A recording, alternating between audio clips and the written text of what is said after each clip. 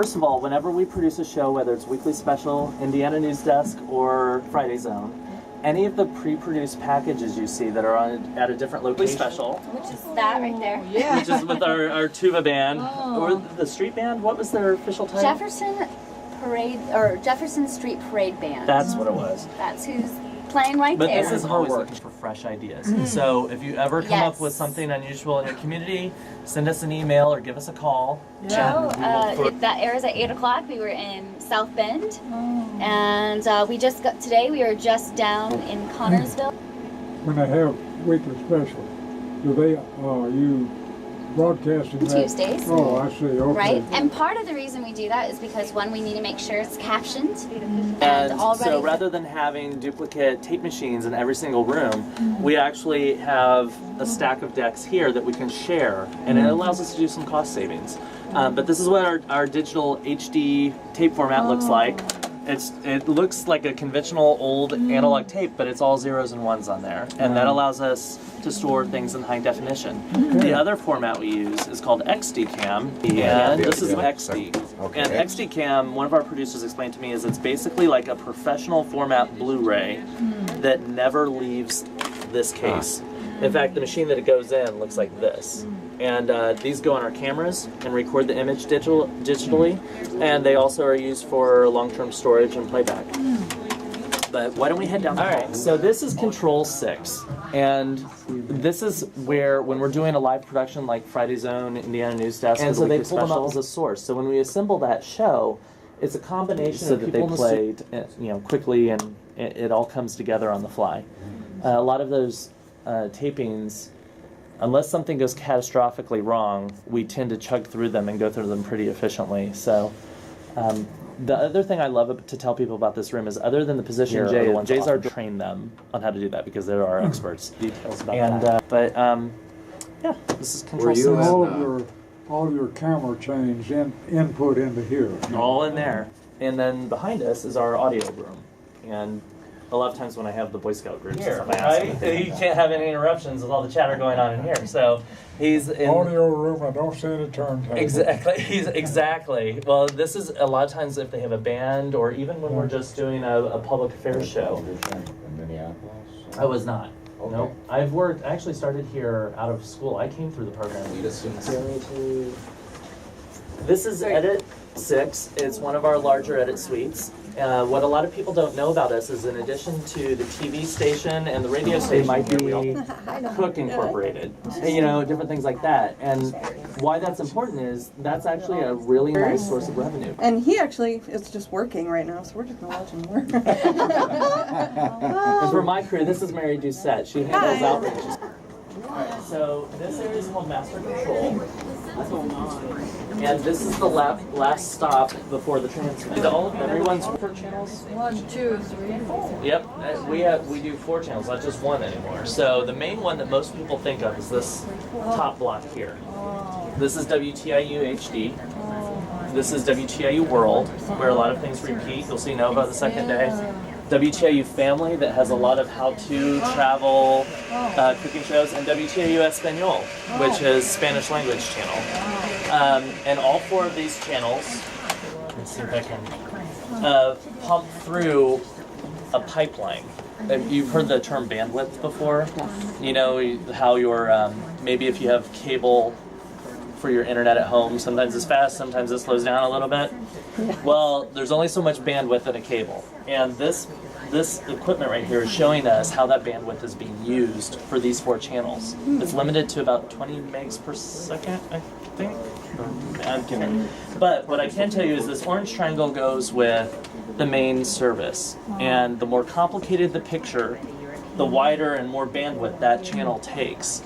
The others are all subservient to that channel. So sometimes our viewers will notice, especially by the time they get to 30.4, that it might look a little chunky once in a while. That probably means something really complicated is going on the main channel. Since the most people see this one in our entire coverage area, we want to make sure that that's the strongest, best foot forward. Actually, we're able to justify the things they make. again is our fourth signal. Which one of these are you transmitting? Asking, well, what are all these little boxes across the bottom? And so what these are, these represent different satellite sources. So if it sounds good, is stored properly, and then we can find it again.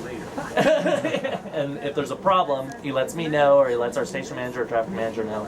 And we either have to find a replacement caught up. That's coming off of a satellite out of Alexandria, Virginia, correct? I think. And it's bouncing back down onto our dishes on top. If you were standing far enough away from our building, you'd see our satellite dishes on top that grab that signal. So a lot of times, I think that's Nova. No, that was Nova last night. Right. Yeah. World will repeat a lot of our primetime programming if it's a documentary or source of nonfiction the next day. A lot of people like that. Well, that was my question. Right. And they'll have those on like 3 or 4 times throughout that day. And so a lot of people appreciate World because it gives them another opportunity to catch things at a more convenient time. Yeah. Now they won't repeat things like Masterpiece or I think. Well, I ran into this question from a gentleman who he was using a converter box to grab our signal over the air, where we really utilize students. We partner with the School of Journalism. We folded together our TV, radio, and internet departments to work together so we're not doing duplicate work. Instead, we're spreading our resources as widely as possible. And we keep them back in this corner of the building because this is closest to radio. The Mellencamp show tonight. Yeah, it's timely. Yeah, it's prominent. Is it unique? So instead of sort of doing TV in one corner and radio somewhere else, and the web elsewhere, because and then there are also always students in and out of here. I'm one of them. I'm a grad student, strapping up my degree, and I'm part of the efficiency where people bring ideas, and then for the evening, that's it's not happening until 1 p.m. So you have to sort of get in there sort of always and struggle shoot with it. what's to They don't care. How about WTIU? So it's a balancing act for sure. It's unusual. We're almost unique in that we actually are completely online, and we're actually really good at it. Yeah. Which you wouldn't. We'll think. see all of their awards. Yeah. What? No. We'll see all of the awards over here. You would think. All the TV monitors, and we said this is last stop before the transmitter. This is the radio equivalent of that. It's all compacted into one room, and what you'll see here, two things I learned about this room today. This machine is about 1 terabyte of storage space, which sounds like a lot. However, each of our television producers has over 1 terabyte themselves to store their television projects. That's how much more space that a radio or a TV program will take than a radio program. Video is that much more significant, and that's why it's so much. Part of the reason why it's so much more expensive to produce television. The other thing that's interesting about this room is this is our severe weather panels where we monitor if there are thunderstorms, tornadoes, all that sort of thing comes through this room. And all of the media outlets in our coverage area are networked together so that, and the way it actually works is WTTS here in town is the first point. They work directly with the sheriff's office. We're stop number 2. So from the time a tornado is reported to the time we tell people about it is less than a minute. We turn that around right away, and that goes for both TV and radio. This equipment will generate warnings that go off all over the place to make sure that our viewers and listeners are as safe as possible.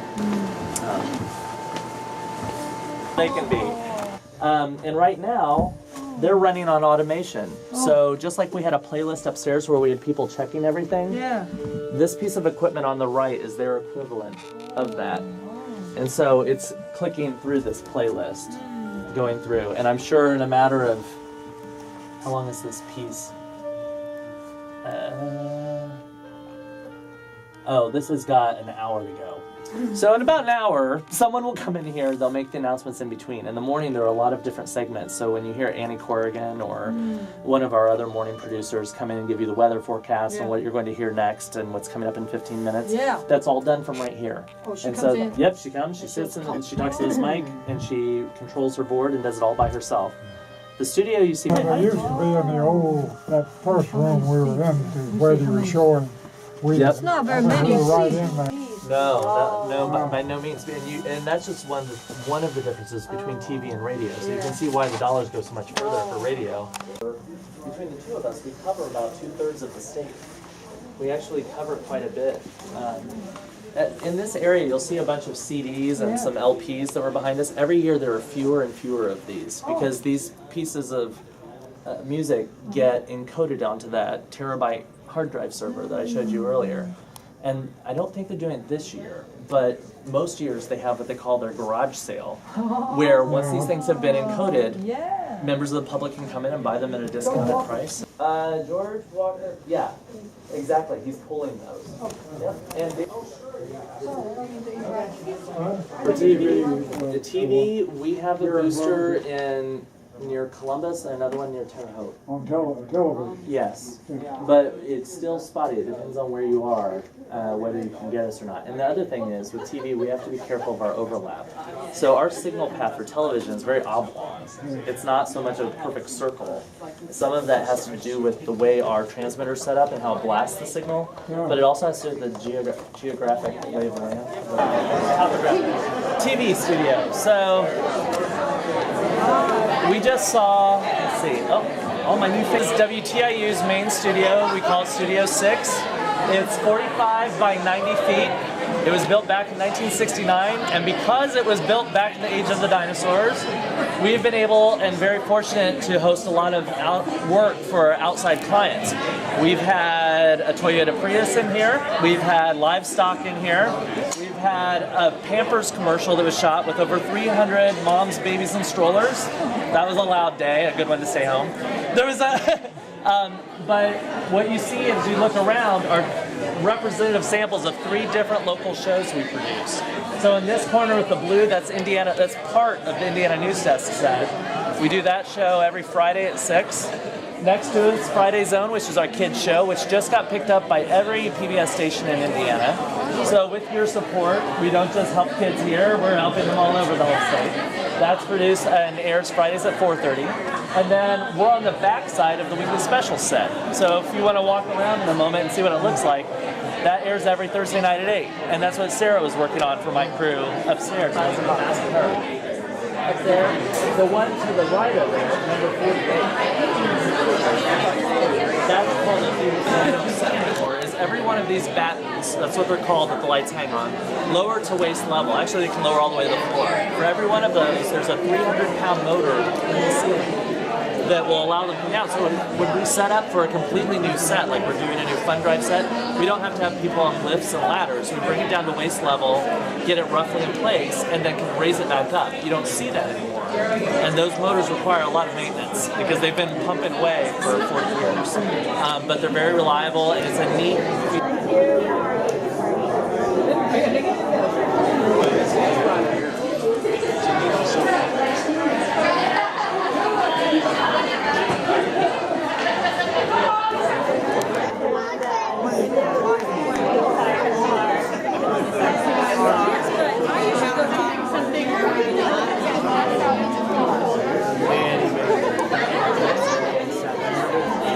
I wake up and it's like,